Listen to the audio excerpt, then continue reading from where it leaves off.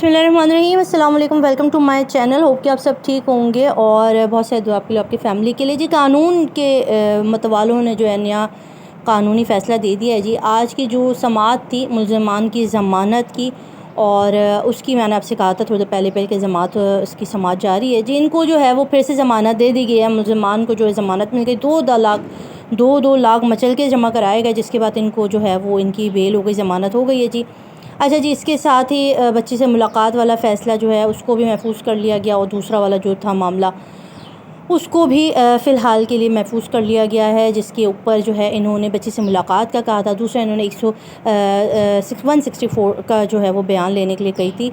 वो तमाम चीज़ें भी रोक दी गई। बड़े इंतहाई अफसोसनाक ख़बर है। हमारे कानून में जो है ना, मुजरमों को इसी तरह जितना पैसा आप देते जाएंगे ना, इनको इसी तरह से बरी करते रहेंगे। पैसा इनके पास बहुत है।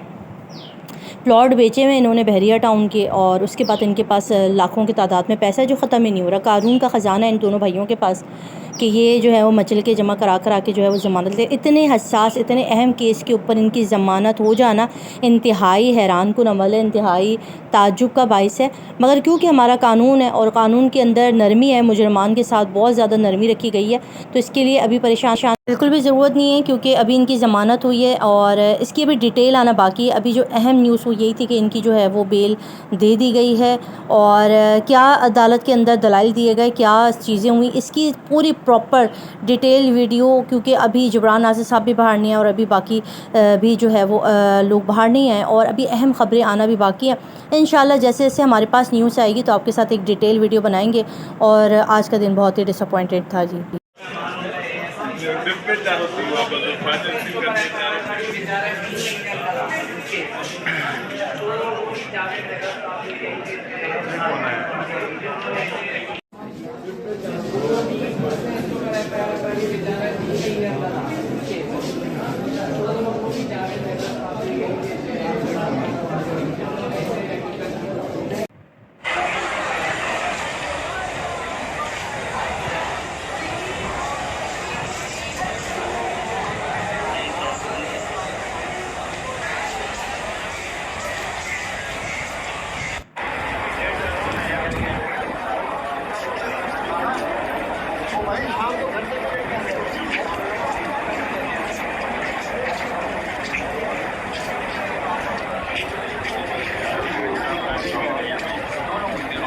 शफीक आप लाइव पर आज देख सकते हैं 24 तारीख को 24 सितंबर को